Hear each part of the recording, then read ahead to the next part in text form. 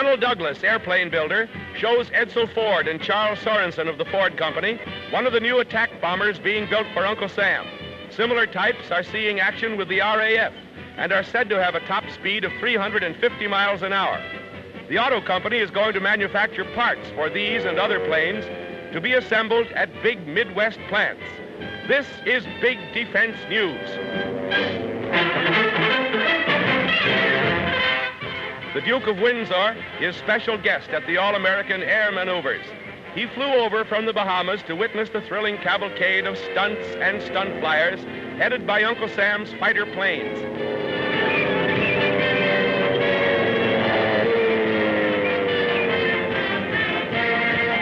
An old Ford trimotor nearly steals the show. Harold Johnson is at the controls. Or is he?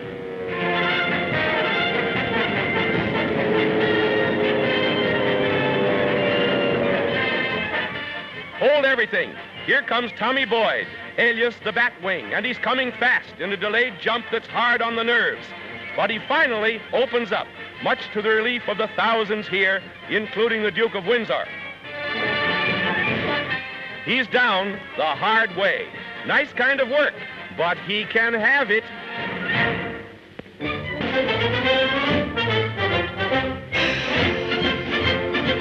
Here comes a motor that has done 450 hours in the air. Time to change it. They do, in a hurry, setting a record. Mechanics of a school squadron at Randolph Field, Texas. A procedure that used to take 1 and sometimes 2 days. Construction improved. They do it now in 45 minutes, setting a record for quick work. Mighty important for the maximum use of military planes. And here's hoping they've reinstalled the motor properly. Seems okay. The motor fixed good and strong. Has to be for that. Final test of the record-breaking motor installation. A snap roll.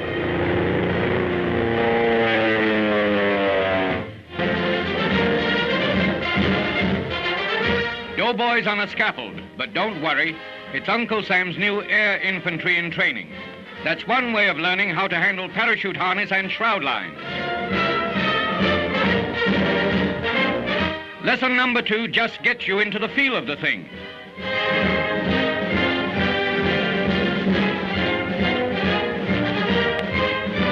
High officers are interested spectators as the platform hoppers do their stuff. They're mastering the proper landing technique. Those parachute boys look as if they mean business. If they don't know how now, they soon will. All aboard.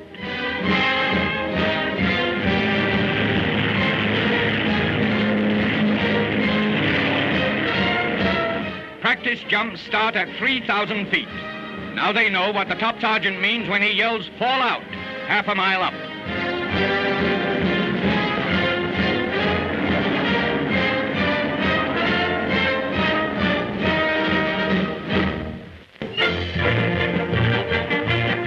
American workers from coast to coast, turning out planes by the increasing thousands to make this nation master of its fate.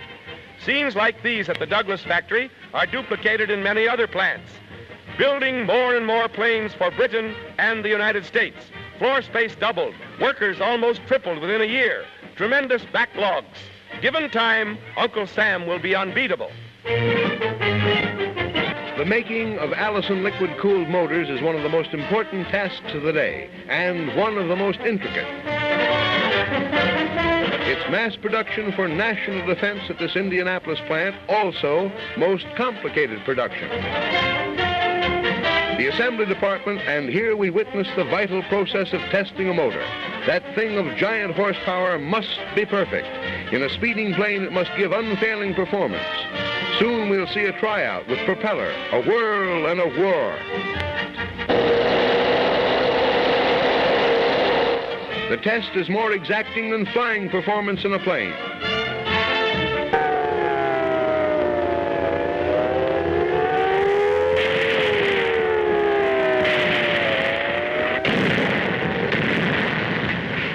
Uncle Sam makes a realistic test of the eastern seaboard's vulnerability to air attack. At Mitchell Field, bombers act as enemies, and through 4 days, Paramount News cameramen exclusively filmed the historic experiment.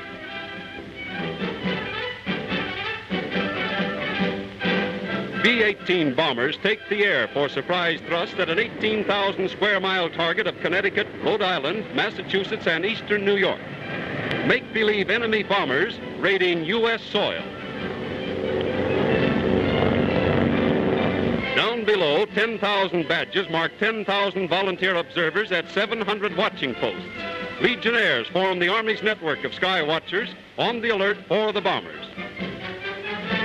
The enemy, and into the phone, 2 words, Army flash. New York switchboard operators ring airports. Map spotters plot locations, and at pursuit plane headquarters, the enemy's course and number are jotted down. Then action. Fighter pilots on the move to intercept the bombers, and any one of 10,000 civilian watchers can start this efficient defense machine. What would happen if the bombers were real enemies? American fighter craft demonstrate combat tactics. The test over, planes salute New York skyline, but the drill proved vulnerability of eastern cities. Proved America must grow thousands of wings to guard her skies.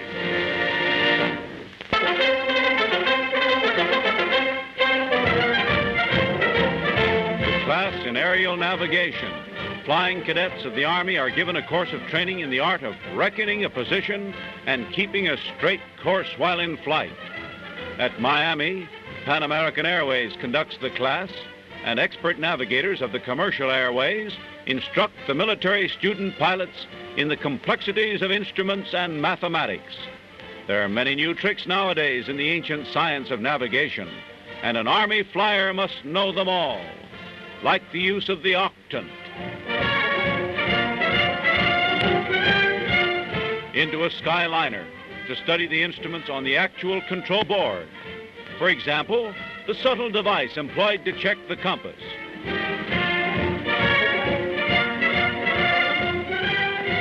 The graduates get their diplomas. 1,000 student navigators to be trained. A course of 12 weeks of intense study. Army aviators who certainly will know their way round the sky.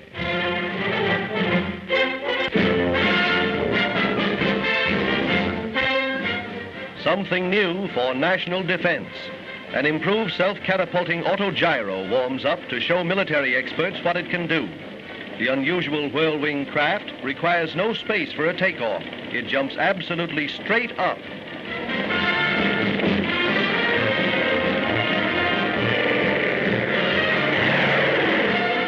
Seeing is believing, so here's an encore.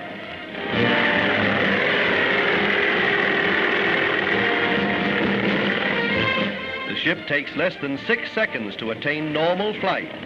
Now being studied are its military possibilities as a flying courier and artillery spotter.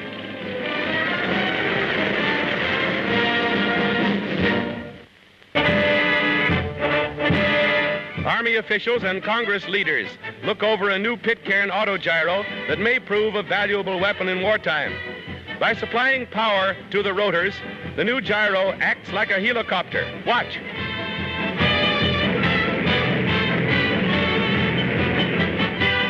The RAF uses autogyros, which make excellent observation planes due to their hovering ability and slow speed. And if trouble brews, why, come on down. All you need is somebody's backyard. Aircraft workers are given a surprise party by the Army Air Corps. The men who build flying fortresses are permitted to bring their families to inspect the newest ships. It's part of a nationwide get-together to spur cooperation between the civilian and military arms of national defense. Speeding from Fort Douglas, Utah to Seattle, the 7th Bombardment Group puts on a special demonstration of sky power.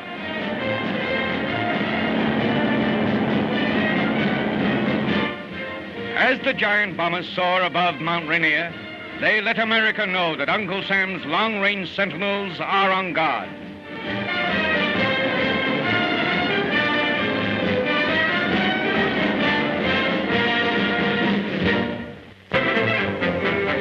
A ground view of American air power. Families of Boeing aircraft employees get a look at Army bombers. It's a chance to see the very part of the plane the family breadwinner made. A first-hand look at the real thing.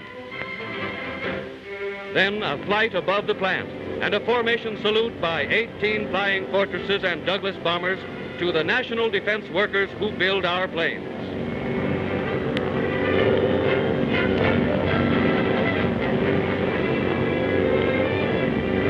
Giant planes in a symphony of flight and beauty before Washington's towering Mount Rainier.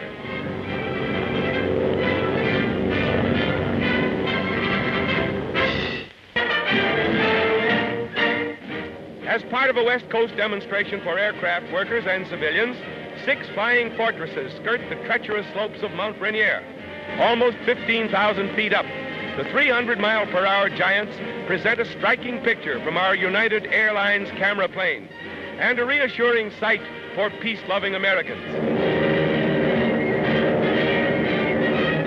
Planes like these, with their long range and striking power, are going to England. These are for Uncle Sam and America's defense.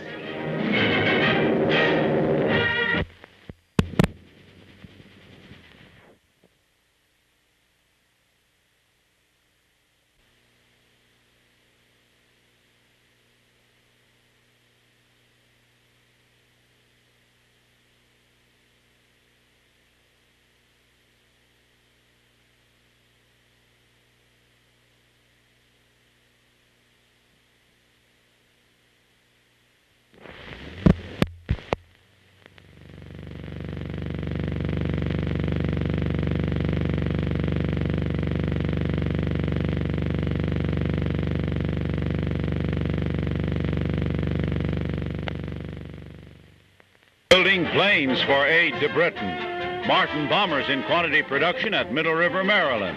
As the Lend-Lease bill becomes law, the stream of war supplies that it authorizes begins to flow, aviation equipment especially. These airplane parts need special tempering and get it in a fiery bath. Sodium nitrate bath, 900 degrees hot. The motors are monster producers of horsepower, the mighty energy needed to propel a swift bomber.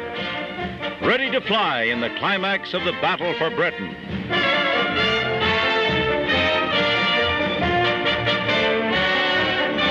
Crated for shipment abroad, the air fleet in crates. This plant now being expanded will be the biggest airplane factory in the world.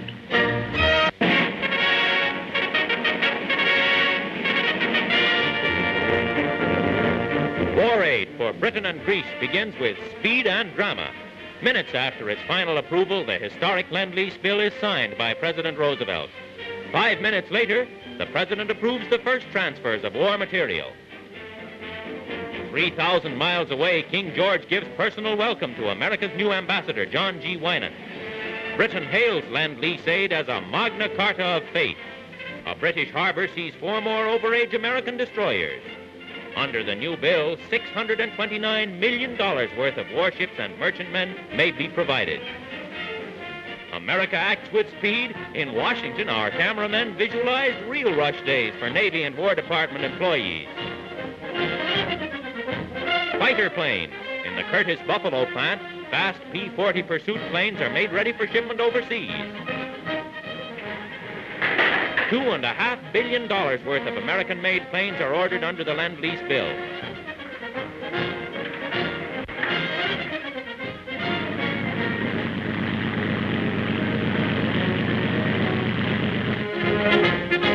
Ready now is vast power for Britain. U.S. cruisers of the Omaha class are reported to be slated for immediate transfer. Flying Fortresses for Britain. Some were reported to have taken off only minutes after the President signed the Lend-Lease bill. Mosquito boats are under construction, useful craft in Britain's fight against Germany's spring war on vital convoys. America acts fast under its new law, defending freedom. A #1 base in the air training program. And today, military aviation is on parade. March of the Flying Cadets at Randolph Field. General Pershing and former Vice President General Dawes keenly scrutinized the student pilots. These lads are the manpower of air power.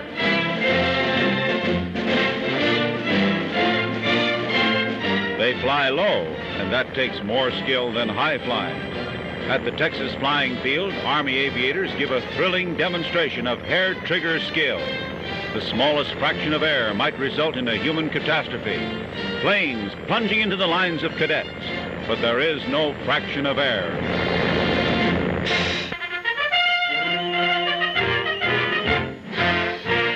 The United States Army reveals for the first time the American-type anti-aircraft balloon.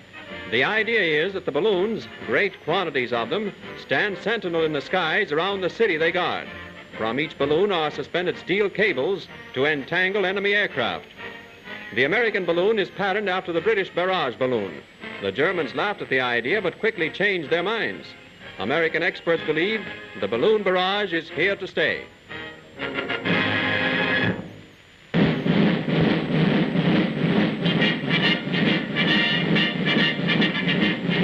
Springtime in Georgia and jump time for Uncle Sam's new 501st Parachute Battalion. 70 of them in this mass demonstration.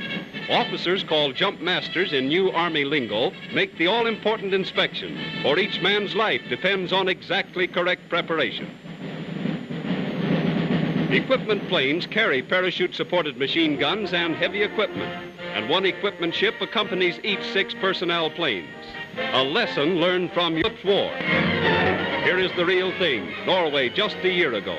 These are actual pictures of Nazi parachutists in their sky invasion, and these jumpers paved the way for greater parachute feats in Holland and Belgium.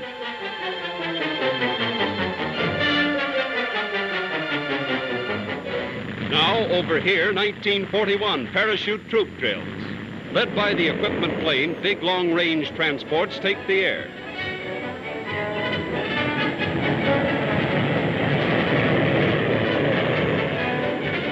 Heavy equipment first aimed to land on the exact rendezvous point below. Now, out and over.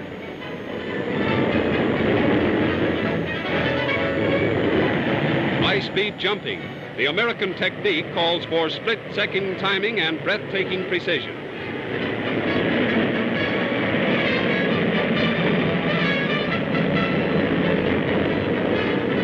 The military world first heard of parachute troops from American experiments made before the last war. Today, hundreds are being safely trained for our streamlined forces.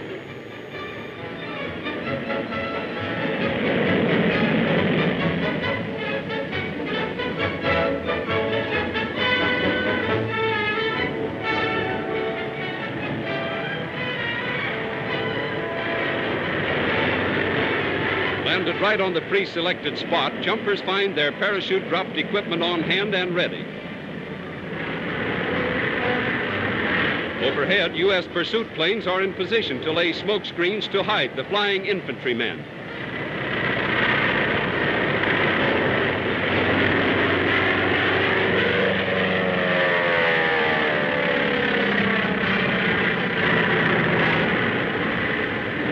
Advance.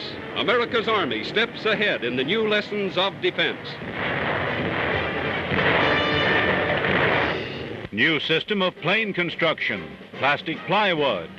And the plane is christened at the Bendix Airport in New Jersey with appropriate ceremony. Industrialist Harley Clark takes a ride on the trial flight. It's a training plane for the schooling of military pilots. The plastic plywood construction is designed to avoid defense program bottlenecks encountered in the building of all metal aircraft.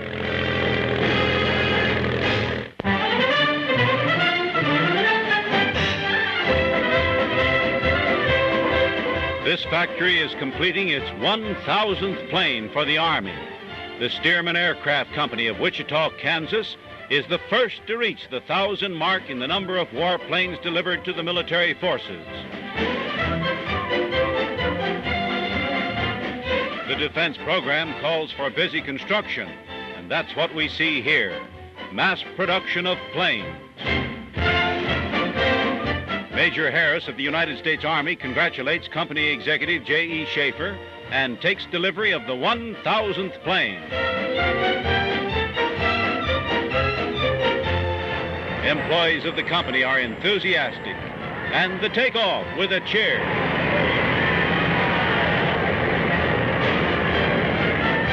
There goes the first 1,000th plane delivered to the Army by any aircraft plant.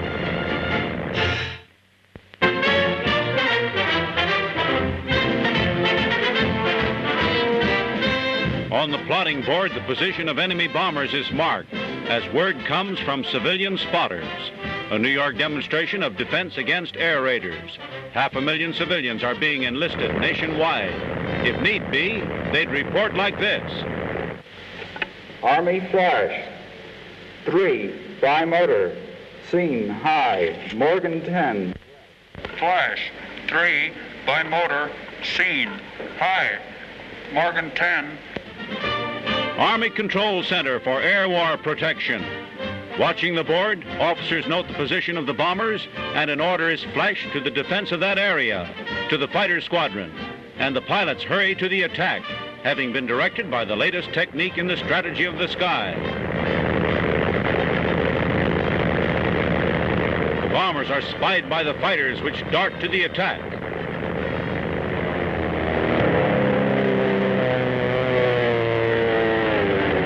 Word is flashed to anti-aircraft batteries, which fire a barrage.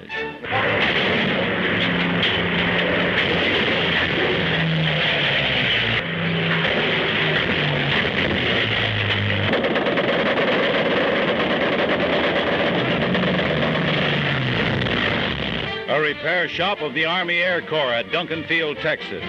Here, military planes are brought to be fixed up and reconditioned. Spare parts are stored in huge quantities, a supply for 6 months. Maintenance is a #1 factor in aviation necessary for efficiency in the sky. And with this repair and storage depot, the Army puts emphasis on maintenance. A giant Army B-24 bomber arrives for inspection by 78-year-old Henry Ford. Bodies for the big ships will soon roll off Ford assembly lines. Edsel Ford reveals that a few hundred Ford engineers have been in California getting production details for Father Henry. It's a gala day at the big consolidated plane plant. Canadian Air Marshal Bishop, the world's greatest living World War ace, who downed 72 enemy planes, is here to visit with plant heads and the 16,000 employees now turning out huge bombers for Britain. He's Canada's Air Force recruiting chief at home, but here, he's just one of the boys.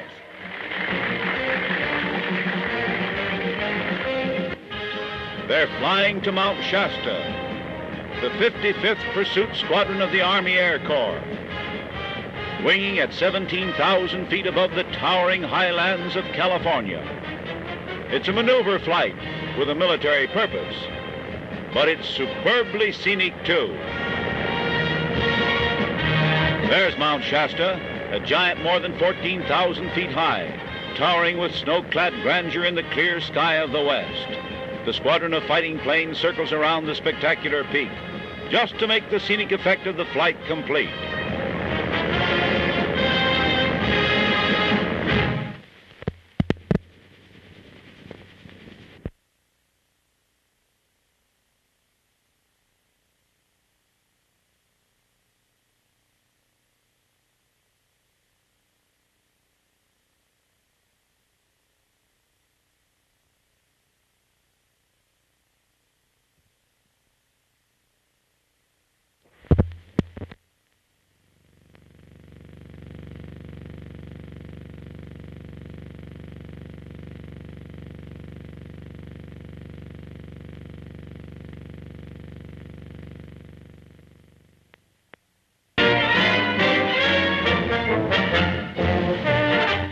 They wing their way to gunnery practice, and you'll see how skillful the sky shooting is.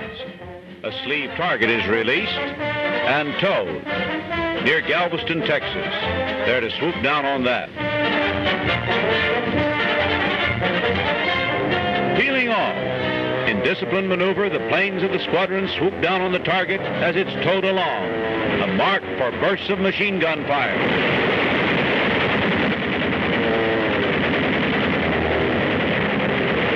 Like long-experienced veterans of the Army Air Corps, Yet they're Tensaw National Guard aviators in training. They've learned the acrobatic art of air battle, how to shoot down a hostile warplane.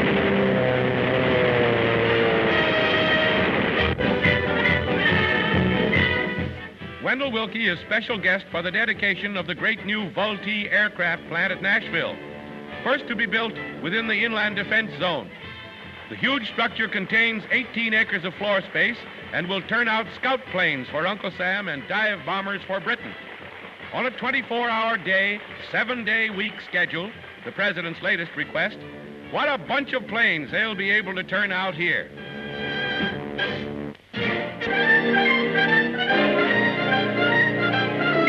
They say this tower makes parachute training less frightening than just jumping out of a plane. But we wouldn't know. Just offhand, it doesn't look very soothing. Steelworkers are putting the finishing touches on this training device for the parachute battalion at Fort Benning, Georgia. They don't mind, but they're funny that way.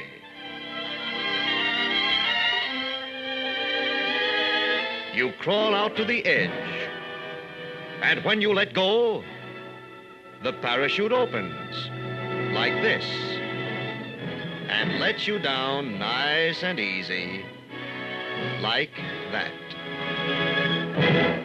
More bombers for Britain. With the President's plea spurring the aviation industry, the Lockheed plant goes all out in production of Hudson bombers for the RAF. Wings the British Lion wants and is getting special delivery.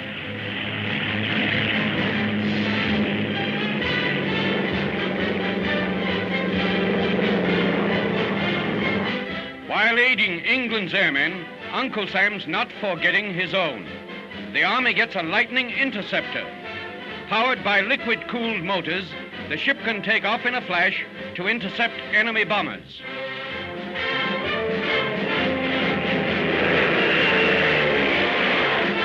A flying arsenal with machine guns and cannon in its nose. The world's fastest warplane. It speeds 7 miles a minute.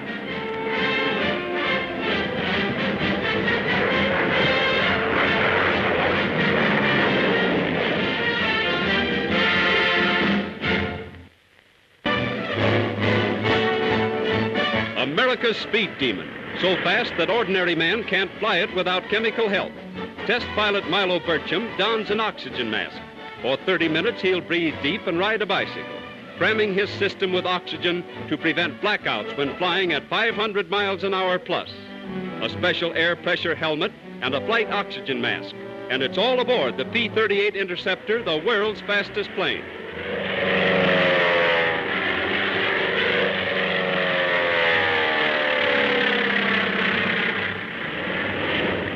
With twin propellers turning in opposite directions, the heavily armed P-38 cruises around 400. Opened up, well.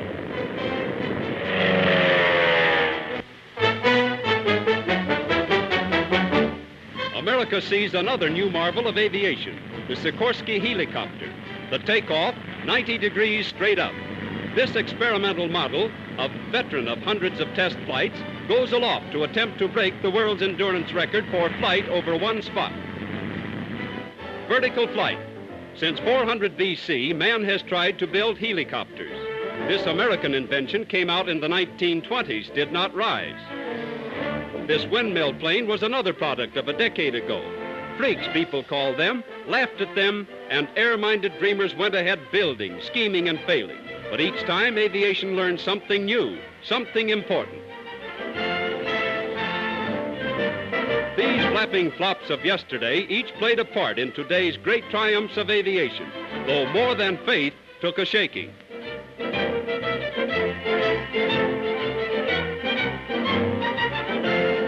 And hovering in a May 1941 sky, Igor Sikorsky and his helicopter proved that vertical flight has arrived.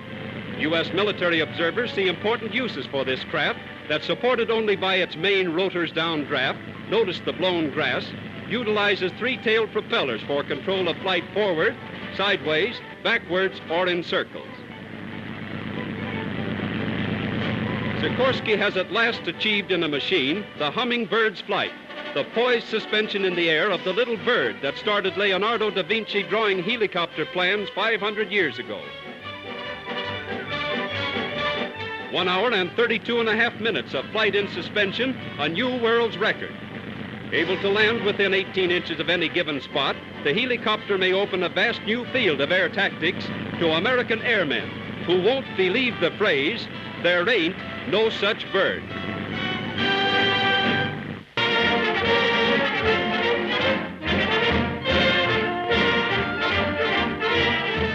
Air power in the brilliant skies of California. Flying fortresses of the Army, 22-ton monsters, each of which carries a bomb load of 2,500 pounds. Each is driven by 5,000 horsepower and has a radius of 3,500 miles. Formidable figures expressing power in a glowing sky. The squadron flies over clouds and over towering peaks. The clouds open and we see San Jacinto Mountain. Flying fortresses visit that lofty citadel of the Sierras.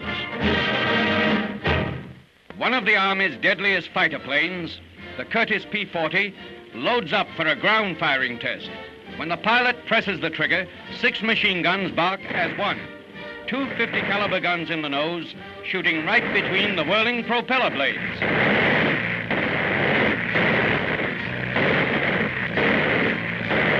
Every burst converges on the mark. The last word in synchronized firing.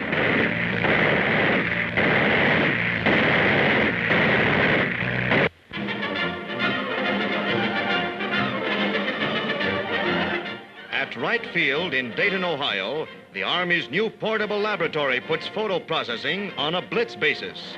This observation plane has just taken pictures of enemy concentrations, and over they go. The films float down and are rushed to the lab and into the darkroom.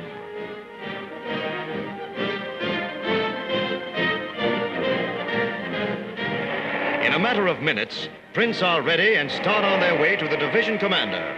Use of this portable processing equipment means that finished aerial photographs of targets are quickly available to advance headquarters. After 5 years, the biggest bomber ever built, the Douglas B-19 gets set for its trials. With a wingspan equal to the height of a 20-story building and wheels that dwarf the tallest man, this 80-ton giant is capable of flying to mid-Europe and back with 18 tons of bombs. A $2 million sky battleship that makes all other bombers look like toys.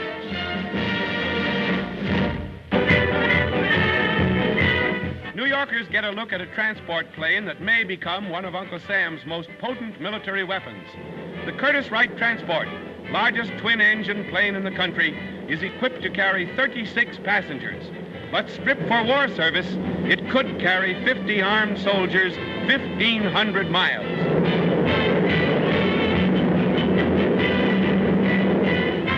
The Air Corps has 300 giants like these on order, a fleet capable of transporting 15,000 troops across the continent overnight.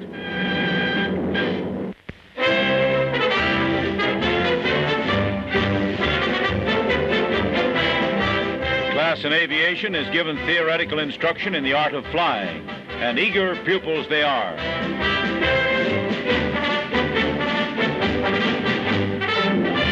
They go to get their diplomas at the Southwest Airways Thunderbird Field.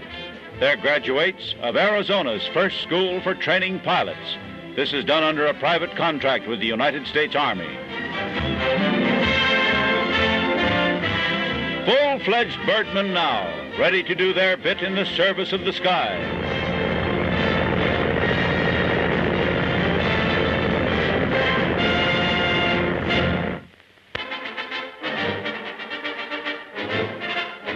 After their 2,400-mile trip from the United States, 21 of the Army's flying fortresses line up for inspection at Hickam Field, Hawaii, one of the world's largest air bases. The huge Boeing B-17Ds are of the latest type, 5th of the Flying Fortress model. Their flight from San Francisco took only 13 hours and 59 minutes. Their presence here points up the importance that Washington attaches to maintaining United States power in the Pacific.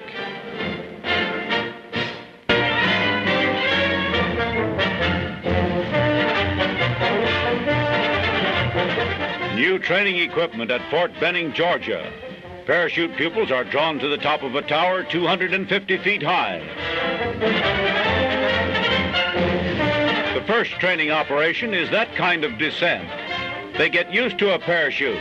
Easy way first. The second operation, the pupil is in a position such as in actual jumping, and he gets accustomed to the jerk when a parachute opens. Then practicing how to land, important for a parachute soldier. And finally, they're launched for a descent on their own. Troops from the sky acquire new importance in modern war, and the Army is training them in an up-to-date way. He makes a perfect landing, and now is ready to try it from a plane in the sky.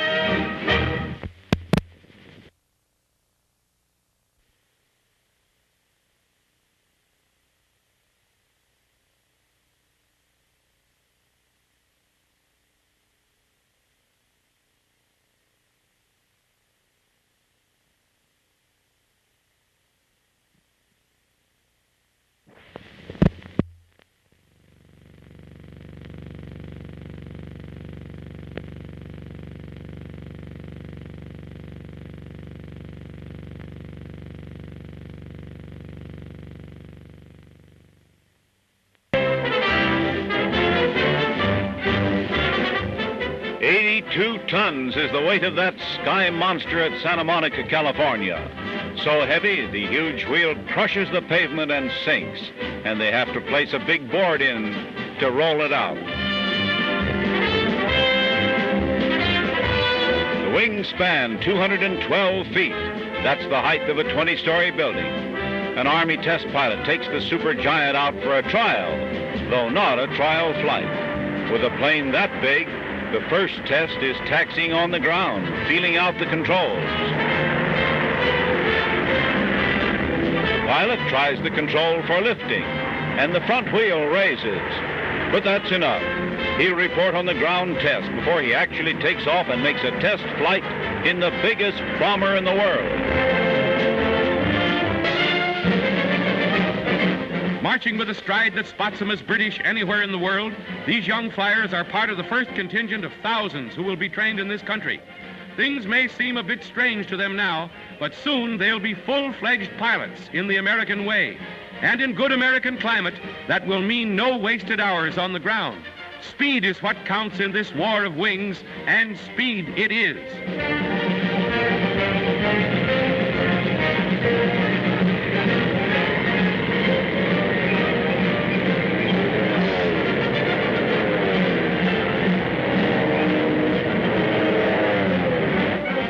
He's going native in a big way. It's a long way from Tipperary, but he's heard about cowboys, from movies perhaps, and say, don't they catch on quick?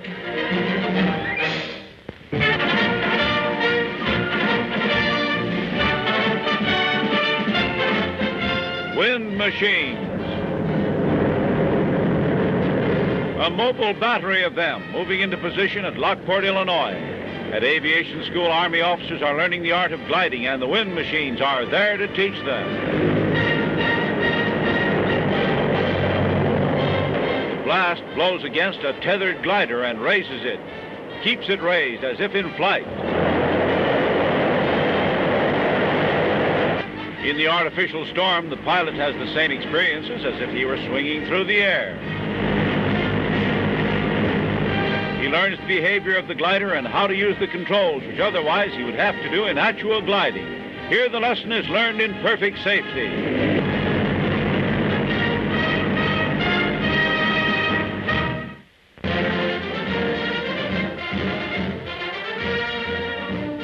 Flying cadets of Uncle Sam's Air Force.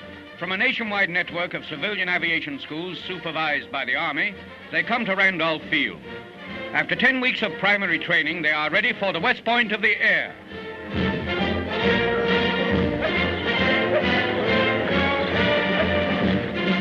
The new cadets in hooded Link trainers get their first taste of blind flying. Without leaving the ground, they execute banks, spins, and difficult air maneuvers. A telltale instrument plots comrades watch their progress. Then out to the line into cockpits for their first use of the airplane as a military instrument. Introduction to formation flying.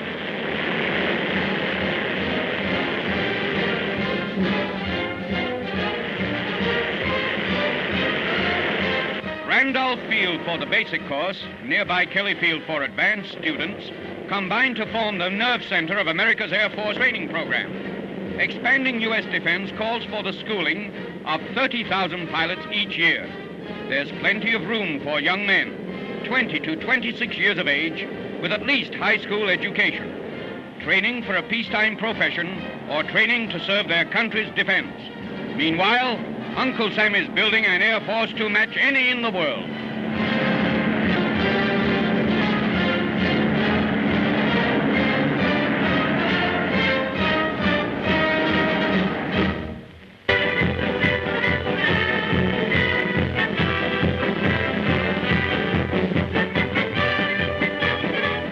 The Bell Aircraft Company's new $1 million assembly plant at Niagara Falls is one of the first to use a conveyor system inaugurated by the American automobile industry. 6 of these ingenious belts, which move along at the rate of an inch every 3 minutes, will be in operation soon.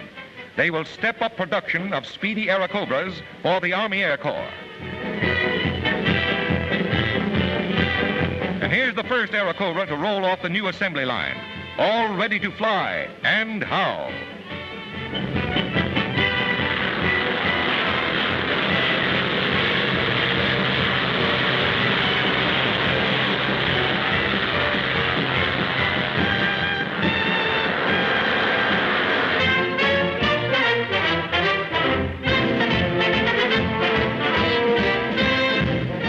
First aircraft factory to install a powered mechanized assembly line. The Vultee plant, Downey, California. The plane in the making moves from one process to another. The assembly line is the key to the American miracle of the mass production of automobiles. Here we see it applied to aircraft manufacture for national defense. Production in motion. With the new system in operation, this plant now turns out 4 times as many military planes as it did before. A nation.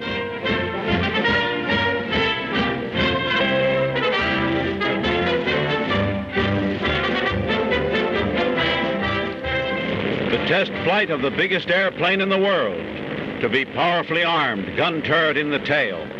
At Santa Monica, California, 45,000 spectators watch with tense interest as the Douglas Super Bomber B-19 takes off. Is it possible to raise such a giant? A nerve-tingling moment as she seems to falter, dips, but the immense plane straightens out and soars aloft.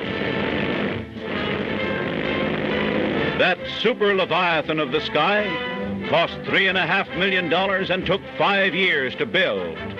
Cruising radius more than 7,000 miles. The landing is a drama. Will it be successful? Takes the utmost of skill to bring to Earth a plane of new design and of such magnitude. Wingspan 212 feet. Total weight when fully loaded, 82 tons. And that's being landed for the first time. Wheels down. There's a rebound of the vast weight.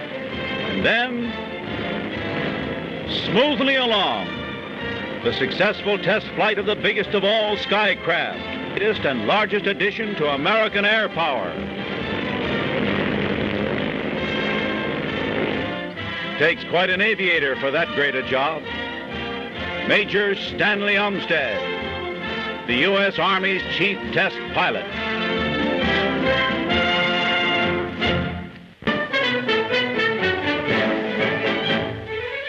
America's version of the barrage balloon is tested by using them in the Panama Canal, Hawaii, vital harbor, and industrial areas. The War Department estimates it needs 6,000. Present appropriations would pay for half that number. Overseas, warring Britain uses barrage balloons to keep enemy bombers at high altitudes. Just how effective they've been is a military secret. But American experts believe the barrage balloon with its dragnet of steel cables is practical as an anti-aircraft screen. The United States units will be highly mobile for rapid shifting from one danger spot to another. Another record for American aviation. Test pilot Bob Fossell is going aloft in a Curtiss P-40 Standard Army pursuit ship for a crack at the speed record. And, brother, he does, and how.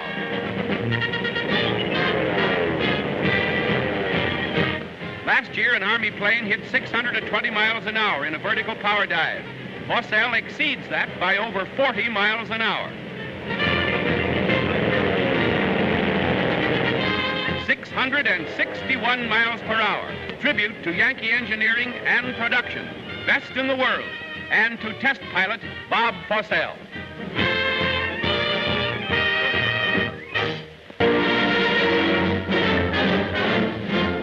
The Army Air Chief at the National Glider Meet. Major General Arnold considers unpowered planes essential to modern air war. He's getting first-hand data by going up himself.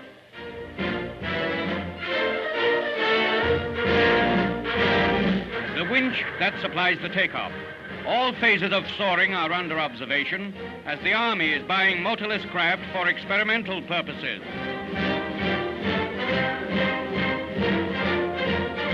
Looping the loop without benefit of power. Stunting a glider demands complete knowledge of flight technique. The glider takes its place in the Army Air Corps. The general himself at the controls for a perfect landing.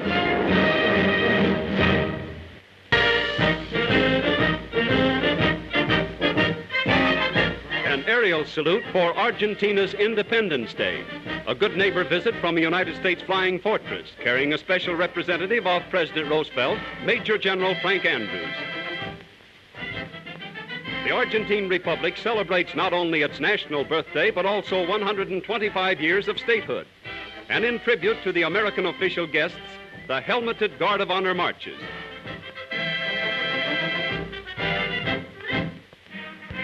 Argentina's Navy marks the holiday also.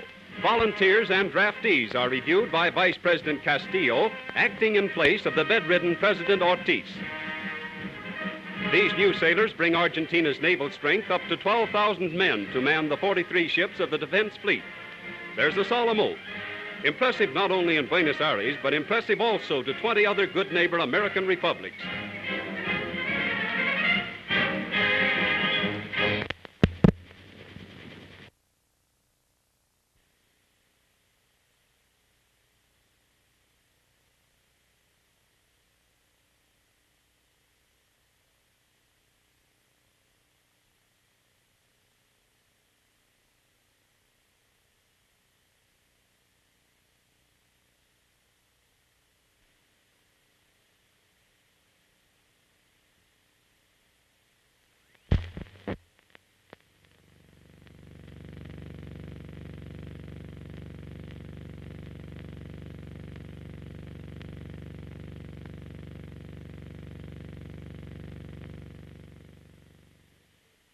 Air Power.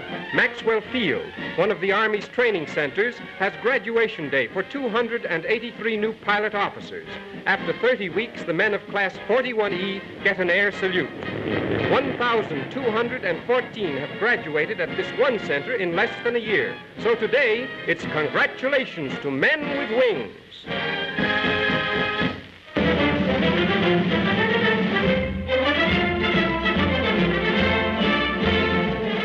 First gunnery practice by a squadron of the latest and swiftest of fighting planes. They're heavily armed with machine guns and also with cannon. So load the aerial heavy artillery for practice at Camp Skeel at Oscoda, Michigan. And the planes are Airacobras. They go fast and they've got terrific firepower. Army flyers have their first test of marksmanship in this kind of super speedy fighter. There's the muzzle of the cannon in the nose of the plane. How will the aim be going so fast?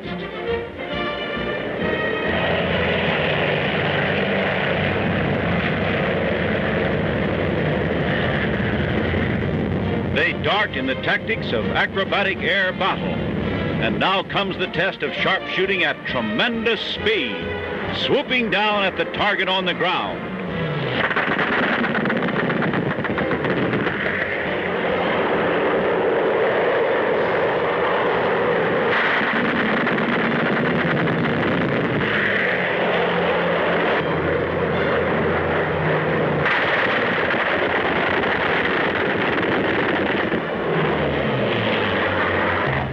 Going as fast as a bullet, they shoot the bullets.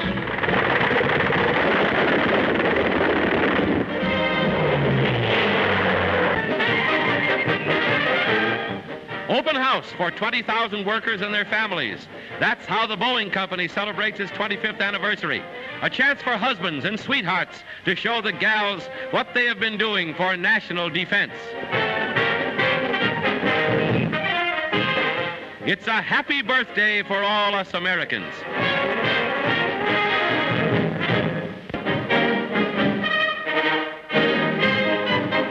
Major General Patton signs up for spare time work. He commands the 2nd Armored Division at Fort Benning, Georgia. Now, he and 66 other officers and men are studying flying at their own expense at a private school in Columbus.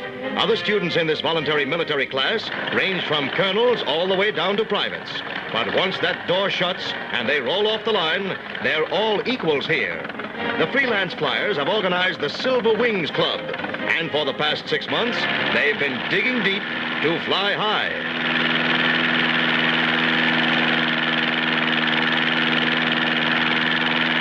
Instructors claim they're just as tough with officers as men. Anyhow, the planes can tell the difference. The last flight, and graduates line up for their diplomas. Amateur Army flyers who invest their own pay to learn how.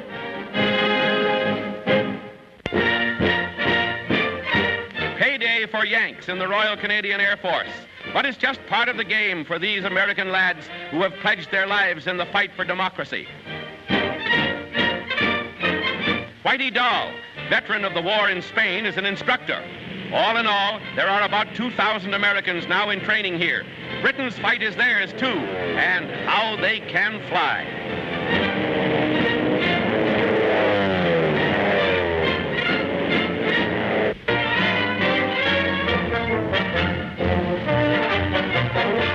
They've produced 2,000 fighters to date.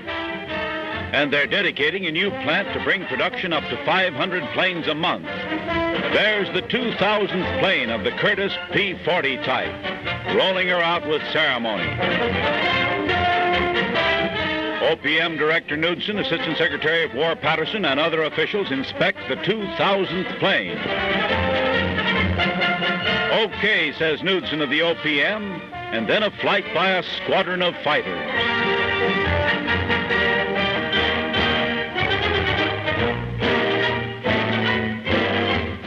Ordered on a scout flight over the mountains. New Zealand military pilots in training. If they should have to parachute down, it would be in a maze of towering peaks and glaciers, because they're taking off to soar over the Alps of New Zealand.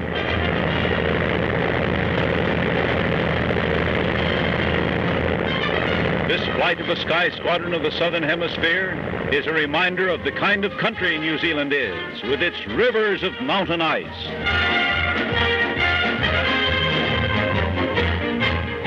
Difficult terrain for an invasion, especially since it has a crack air force to protect it. Glacier land under the Southern Cross, to which they give the name the New Zealand Alps.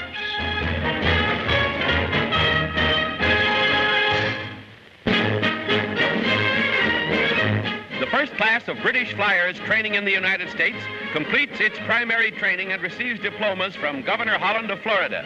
75 in all. They go from the Lakeland School here to Alabama, where they'll begin a 10 weeks basic course under Air Corps supervision. And Uncle Sam will keep them flying.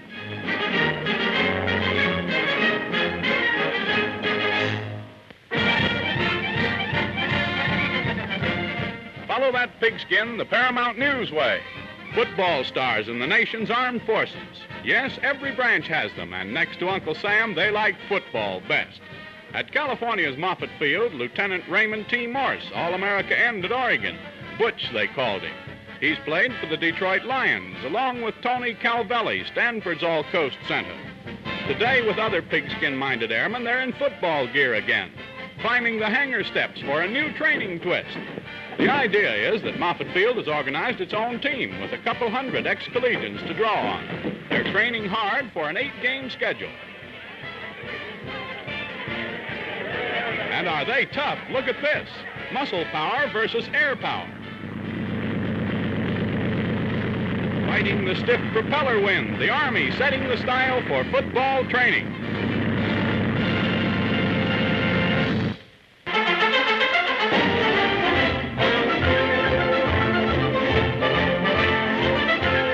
There are stunts to dazzle the eye at the National Air Olympics, Dayton, Ohio. We begin with a smoking barrel roll.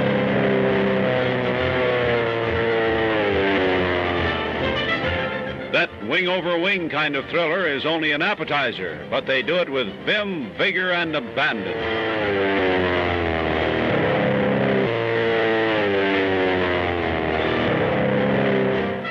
Trying to land the plane on top of an automobile.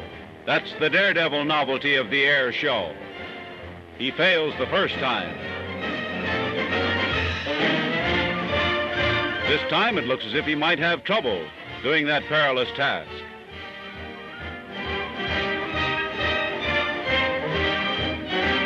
The platform on top of the auto has slots for the plane's wheels to go into, so watch.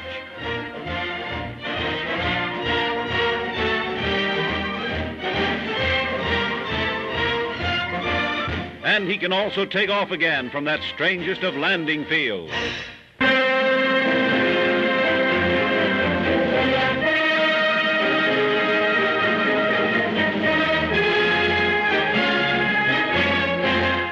Out here in the Philippines, the Army keeps them flying all right. I found mechanics and pilots sleeping in hangars, for our forces are doing a clock-round defense alert job. Planes are parked around the edges of airfields, a lesson we've learned from France, where planes lined up on parade rows made two easy targets. Negrito tribesmen look at the strange birds, but stranger things I found at Clark Field Barracks, an order against boredom for the personnel of this remote outpost. Beards are made compulsory, and weekly whiskers inspection provides a laugh and good morale for all hands. Prizes for length and fanciness just don't help some youngsters. To see the island country, I went along on a routine patrol flight. Sugarcane patches and plenty of sugar refining plants are in the lowlands, but volcanic mountains rise up every mile or so, dotted with cloud-hung waterfalls. Reclaimed jungle land has rice under cultivation worked by water buffaloes. Primitive but very efficient, the natives told me. Back with the Army, I found General Jonathan Wainwright directing river fording maneuvers of Philippine troops. These bushfighters have their own way of crossing the innumerable streams. Half a pup tent from each man's marching pack, a rifle or bamboo pole, and they have a boat for their ammunition and equipment. Within 7 minutes from the order to shed uniforms, the company was across the stream with all equipment dry. The mule train took longer. Some Army mules just don't like Navy tactics. Heavy equipment goes on rafts made of lashed bamboo poles. There's plenty of bamboo everywhere. These Philippine troops, 200,000 of them are part of our U.S. force now, are naturals at camouflage. In fact, they're quick in every branch of soldiering. Most amazing to me was their proficiency in dispersing when Army attack bombers gave them a strafing drill. They take cover well and put up rifle crossfire that strafing pilots say would be deadly. The Philippines look ready on land and in the air.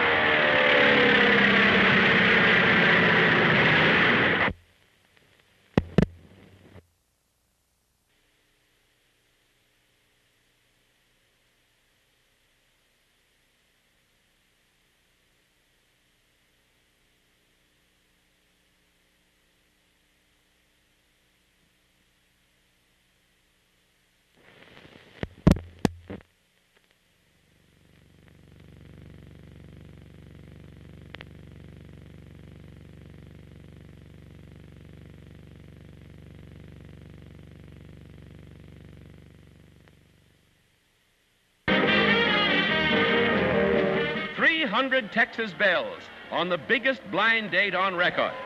They're paired off with young flyers from Brooks Field for a day of fun and frolic. No, you can't pick your date out. It's all done by lot, and they have a lot of fun. Father Francis McCarthy, Brooks Field chaplain, thought up the mass date idea. It gives the flyers a chance to do a few stunts on the ground for a change. Say, flying's tame compared to this.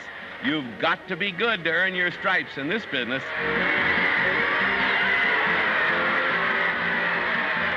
The old Army mule hasn't changed a bit. Boy meets girl, and look what happens. It's either chivalry or these cadets just can't keep away from the women. You can't hurt a fella's feelings this way. Boy, give a guy enough rope, and he'll get himself a gal.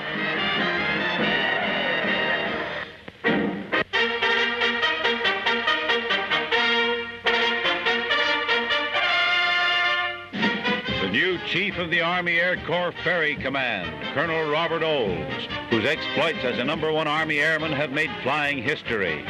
He gives orders to his pilots, and they're off on a mission. Their task is to pilot aid to Britain bombers to Canada, where the planes are taken over by the British to be flown across the Atlantic to Britain.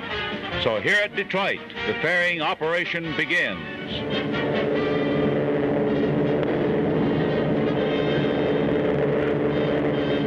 The American angle, and then the British phase of the bomber ferry service, so important in the European War of the Sky. There's careful planning, charting of wind and weather. This is one of the most adventurous aspects of war aviation, the stream of American-built bombers across the ocean. The four-motor giant of longest range and two-motor jobs.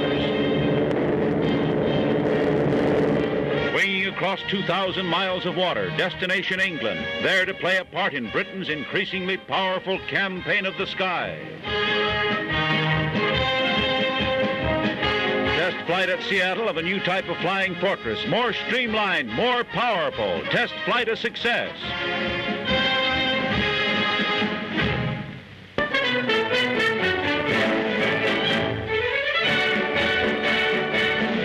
One more cruiser for the world's mightiest fleet, the Atlanta.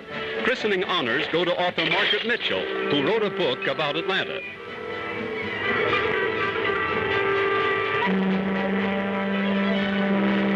A brief pause for workmen in this shipyard that the Navy took over, for there are more ships to be built. This is the Navy's 250th launching since January. 92 more warships are on the building waves. The two-ocean Navy is getting there fast. The 251st launching. At Quincy, Massachusetts, the cruiser San Juan, sister ship of the Atlanta, goes down to the sea, ahead of schedule and nearly 85% complete. These new cruisers have destroyer speed, will do better than 42 land miles an hour. Many new secrets of design are in these slim cruisers as America meets the needs of modern naval warfare.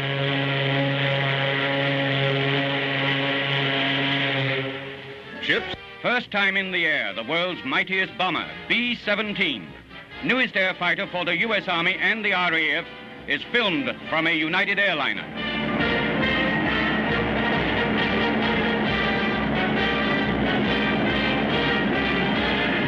Specifications, range, and speed are military secrets, but bad news for Hitler. B-17 rides the sky lanes like a veteran. Another kind of tank for defense. Helium tanks for anti-aircraft bags at the Coast Artillery's first balloon barrage school. 27,000 cubic feet for each bag.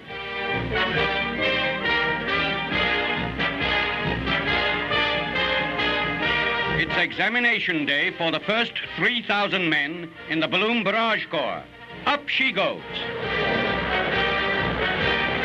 Tactics learned from the Blitz of Britain. Soon every major U.S. area will have such protection, ready for come what may.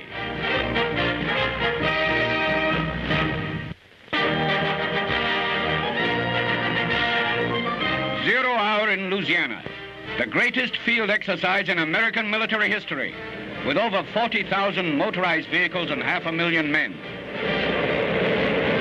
Dive bombers over the crossroads town of Castor support the 1st Armored Division's advance against 37 and 75 millimeter guns.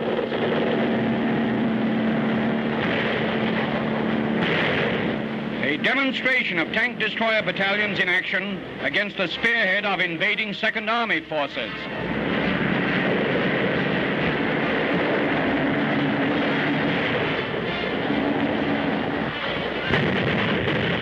2,000 officer referees keep score as the Army puts the accent on tank warfare and anti-tank defense.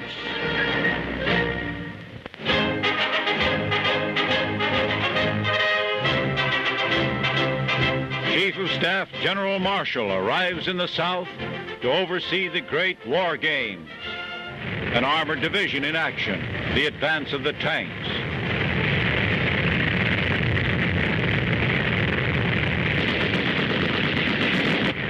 Crossing a stream under artillery fire.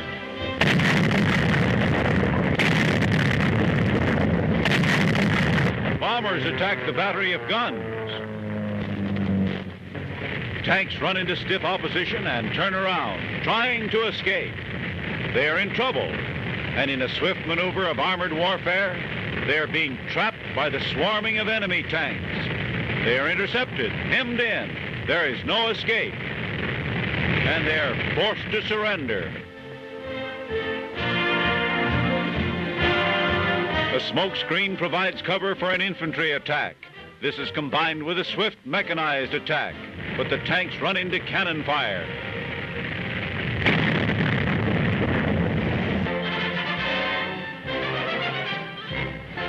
Uncle Sam's newest dive bombers on the aerial front in the Louisiana War Games. Pilots and planes on trial in the most realistic defense tests this country has ever seen. Dive bombing mechanized forces of the invading army.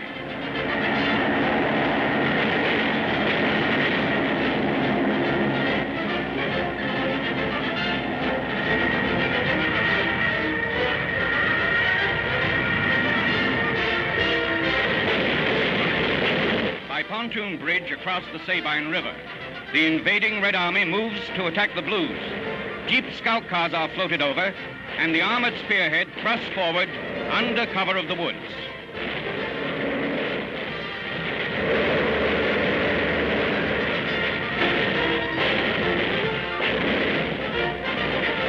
At the front defense lines, anti-tank guns open up, and the Battle of Louisiana is on.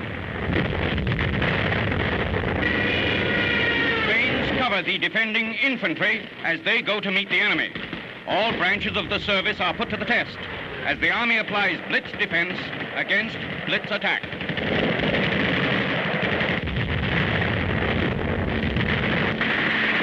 U.S. and foreign observers vote American planes more than a match for any lightning war tactics.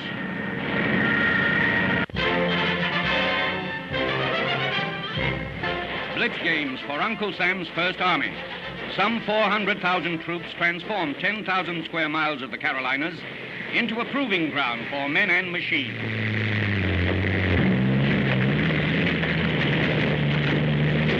Anti-tank and anti-aircraft battalions blast into action.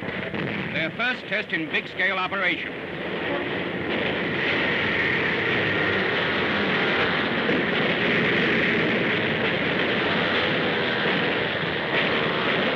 Motorcycles and combat cars, the advance guard in lightning war, going forward to locate enemy columns.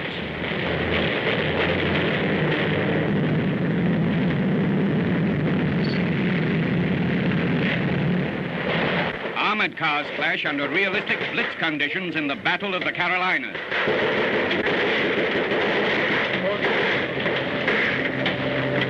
Yes, sir, that's good old-fashioned horse cavalry. Some experts say they'll go where tanks and mechanized units camp.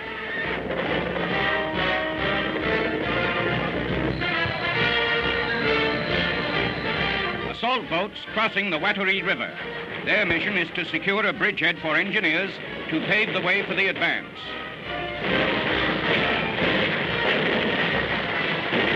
Pioneers spanning the river with a pontoon bridge. The First Army Command is concentrating on teamwork among all its units. Simulated dive bombing, nearest thing to the real business without anyone getting hurt. It'll be like this for 2 months, trial by fire for the First Army.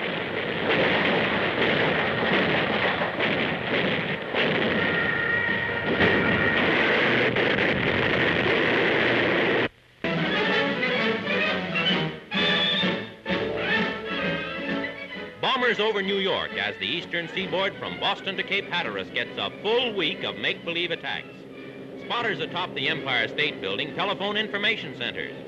Altogether, 40,000 civilian volunteers man 1,800 observation posts in 10 states. In New York parks, playgrounds, airports, and even at racetracks, camouflaged anti-aircraft guns are uncovered and manned in this most realistic of defense drills. River bridges have sky guns, and Easterners give thanks that over here, these are only mock raids. Back to the alarm. Flash messages from spotters have also gone to Army nerve centers, and orders are phoned to Army flying fields. Interceptor plane pilots race to their planes ready for sky combat. Down below is Fort Tilden, scene of a second part of the wide-scale defense tests. This fort is to be raided by a so-called Black Army made up of regular Army units. At midnight, the invasion begins. Invasion boats of all kinds bring 1,500 to the surprise raid.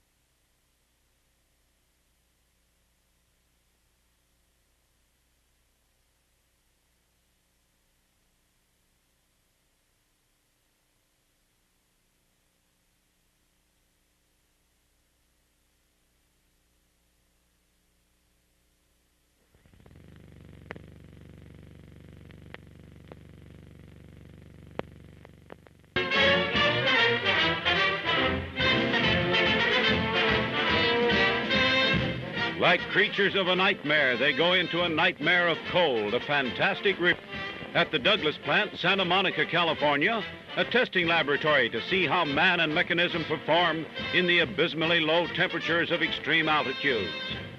How do the men react in their antifreeze suits? And how do those airplane controls behave?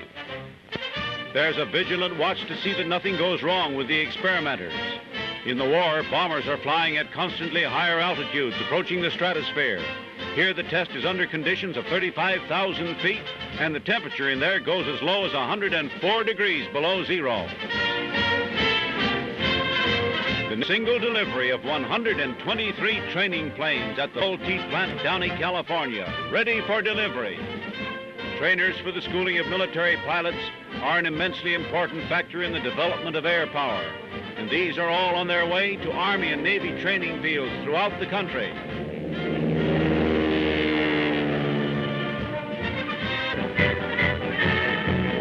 The great new Douglas Blackout Airplane Factory is dedicated.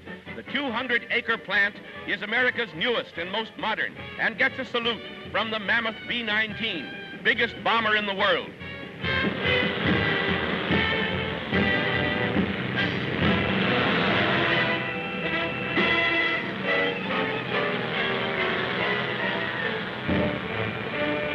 "30,000 workers will be employed in the huge plant, turning out attack bombers and four-motored flying fortresses."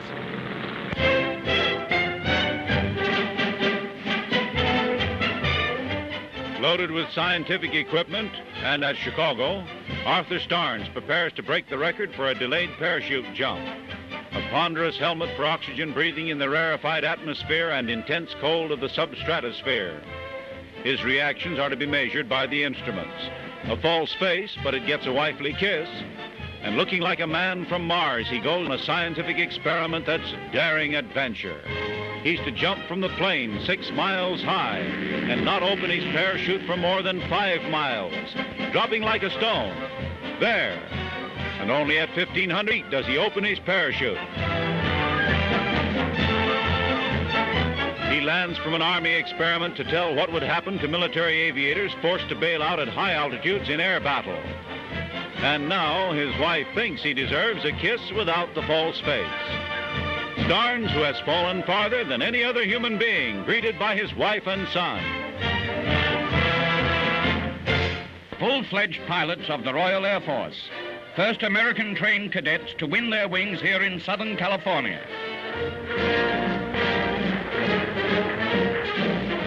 Graduation exercises for the pride of Britain.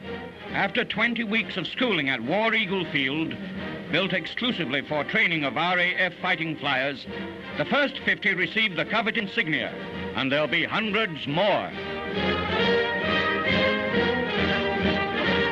Instructors wishing them happy landings as they hop off on the first leg of their trip to the battlefront.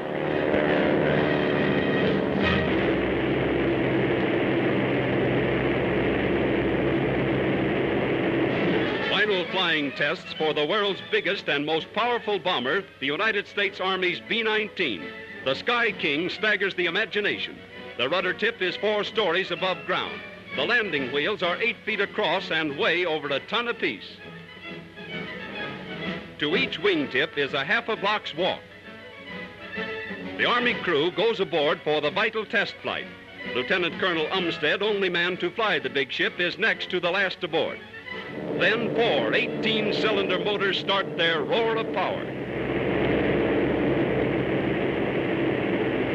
Inside the control cabin, the order is, up she goes.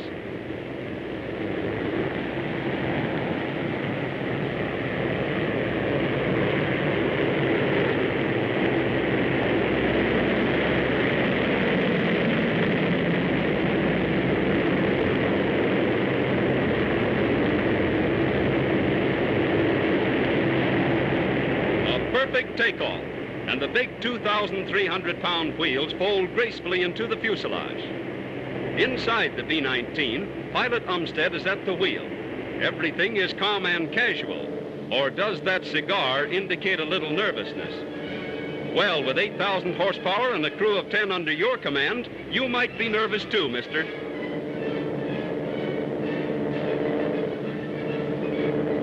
Gun turrets are all over the B-19. In all, there are 18 emergency exits for the crew.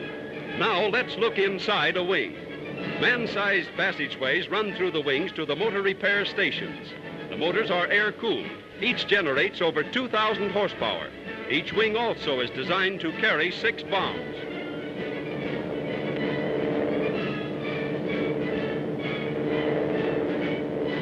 Now, the bombardier's turret. Below is Los Angeles, looking like not too difficult a target. No bombs are aboard, but loaded, the B-19 could fly 18 tons of explosives from Brazil to Dakar and back, twice without refueling. The B-19 probably will have no military use. Dreamed up in 1930, working plans required 6 years. 750,000 man-hours of labor put the big ship together. Serving as a flight laboratory, the B-19 may lead to mass production of new superplanes, the like of which Berlin and Tokyo have never dreamed. Now, gracefully down, a sleek symbol of America's ability to master the air, a symbol of America's strength when these eagles of freedom fill the sky.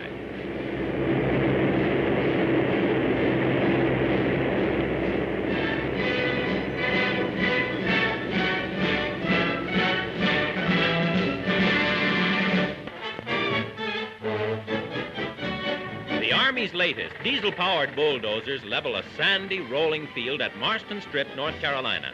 Then quickly, lengths of perforated steel are laid in place, and presto, they're building an airfield big enough, it's reported, to accommodate even the mammoth B-19. The holes in the metal strips allow the grass to grow through and camouflage the runway. Efficient, modern, it's the Army's way of keeping pace with the stepped-up air program.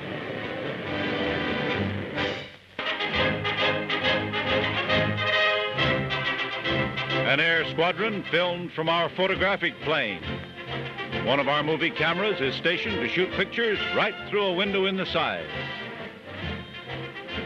And it makes quite a picture.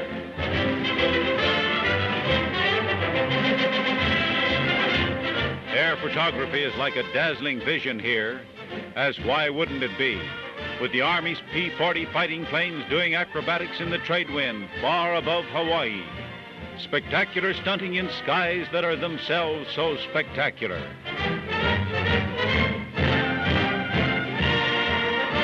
They say these latitudes of the South Sea are paradise for the romantic wanderer. Well, for a cameraman with an eye for cloud effects, these latitudes of the South Sea heavens are paradise indeed.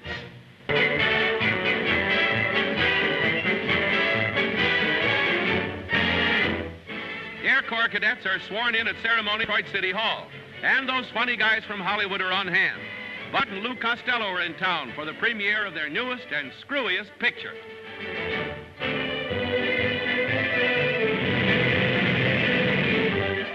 The auto capital turns out for the fun. Thousands get a glimpse of the celebrities, screen stars, Army troops, and high Air Corps officials. Everybody's busy, and that goes for the cops, too. Dick Foran obliges. Bud and Lou escort pretty Carol Bruce. So come on, folks, don't shove. Just keep 'em flying. Physical training for parachute troops. They get in shape for the dizzy leap sky. In camp at Fort Benning, Georgia, the 503rd Battalion of Paratroops tries out a new type of gigantic apparatus called the Trainasium, a novel contraption providing the nimblest kind of athletics to develop muscular power and flexible agility. The parachute soldiers who jump from planes and float down to earth need a maximum of nimble strength. Jumping exercise is necessary preparation for the parachute leap of the soldiers of the sky.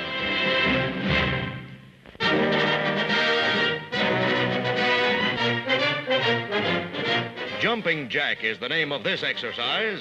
These Army Air Cadets at Randolph Field, Texas, are not just playing Sunday picnic games. These are coldly calculated drills, part of the order of the day. Increasing their speed of brain reaction and muscular coordination is what Uncle Sam is after. Right now, poor timing means only an unnecessary spill. But if these men see war service, their split-second judgment may save many lives, including their own. Here's an old one as ancient as the pyramids. It's not spectacular, and it's no engineering feat, but it does build up muscle. The idea is to prove they can take it. West Coast Ferry Command of the United States Army Air Corps.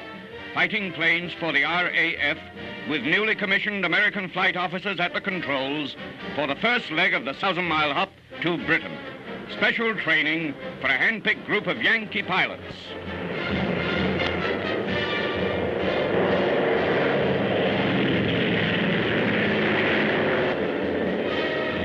This ferry service, taken over by the government 5 months ago, already has started nearly 1,000 planes on their way. Uncle Sam's Air Force does its share to keep 'em flying for the RAF.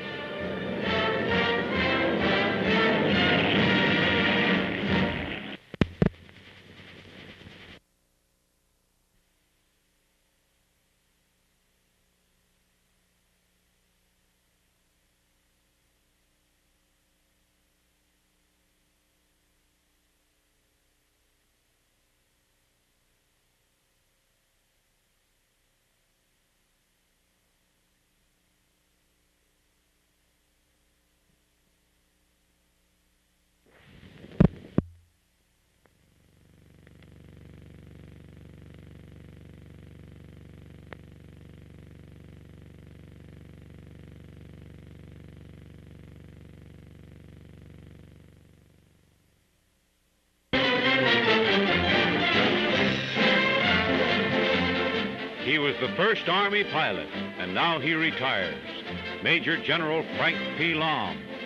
Military ceremony at Randolph Field, Texas, in honor of the Army's #1 veteran of the sky. He was taught to fly by the Wright brothers when aviation was beginning, and made the first military solo flight in 1909. He was also the first Army balloon pilot. In 1917, he organized the Air Force of the AEF. Now, having reached the age limit, he retires.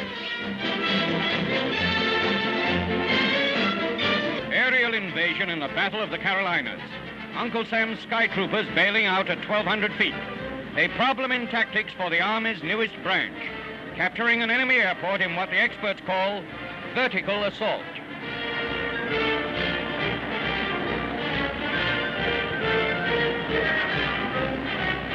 Any landing's okay if you can still run for that airport. The job's to hold it until your own troop transports move in. Every action is on the double. They hardly wait for the plane to stop. Speed and surprise are the keynotes.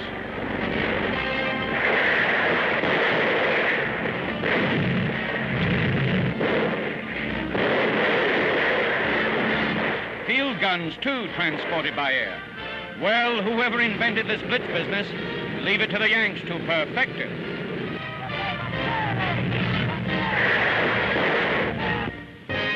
This new giant aviation plant is completing its first warplane. At Columbus, Ohio, the Curtiss Wright factory is the nation's largest for the building of dive bombers for the Navy. The National War Program for the Defeat of Japan calls for an immense increase of production for air power. This plant was built recently at a cost of $14 million and now turns out its first Navy dive bomber, the beginning of mass production. This mystery plane has long been rumored in the world of aviation. Now it is revealed in public flight.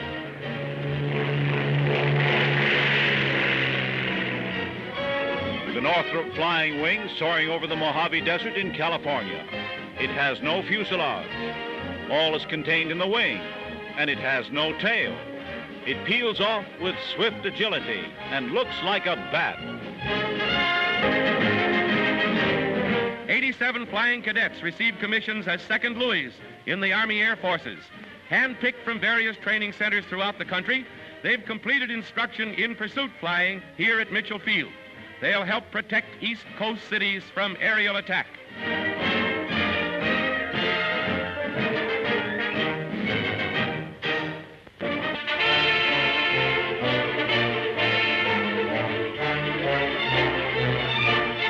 The bombing of Honolulu as the Japanese, in their stroke of treachery, attacked the city.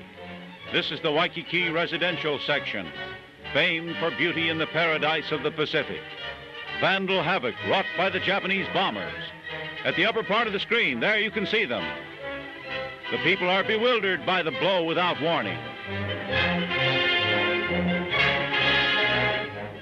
Water main burst by bombs. These pictures give the city aspect of the sudden sky assault. The military phase, the damage at Pearl Harbor, cannot be shown, according to the principle of not revealing information that might be useful to the enemy.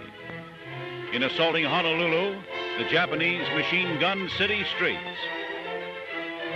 And we see shrapnel holes and bullet holes, as well as the injury done by bomb fragments.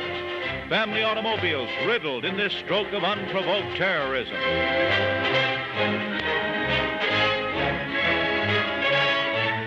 Flames were extinguished by prompt firefighting, despite the startling surprise. And among the buildings wrecked was this school. Refugees, bearing their misfortune with courage. There was no panic. The people took the bombing bravely and coolly. The Japanese suicide submarine carrying torpedoes and a charge of high explosive which could be blown up against the side of a ship. The boat itself, like a torpedo. Operated by two men, the midget sub entered the wrong channel, ran aground, and was captured.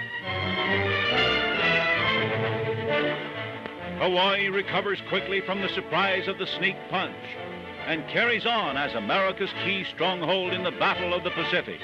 Hawaii is merely angry and wants to get even.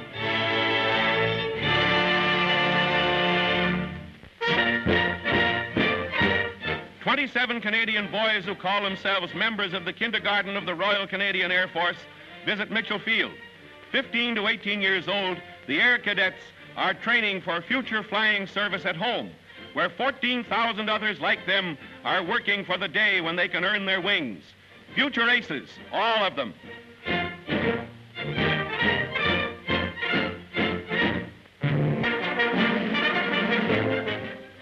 Depth charges and the steel prow of an American destroyer wrecked this Jap two-man sub in Pearl Harbor during the treacherous attack on December 7th. The San Jose football team on tour here has volunteered for police duty and comes out of a huddle with a real catch. All Hawaii is anxious for another crack at the Japs. These flyers shot down the first Jap planes, Lieutenants Louis Saunders and Philip Rasmussen, Kenneth Taylor and George Welch, who accounted for 6 planes between them, Lieutenant Harry Brown, another of Uncle Sam's present-day heroes. This group got 9 Jap planes. Not bad.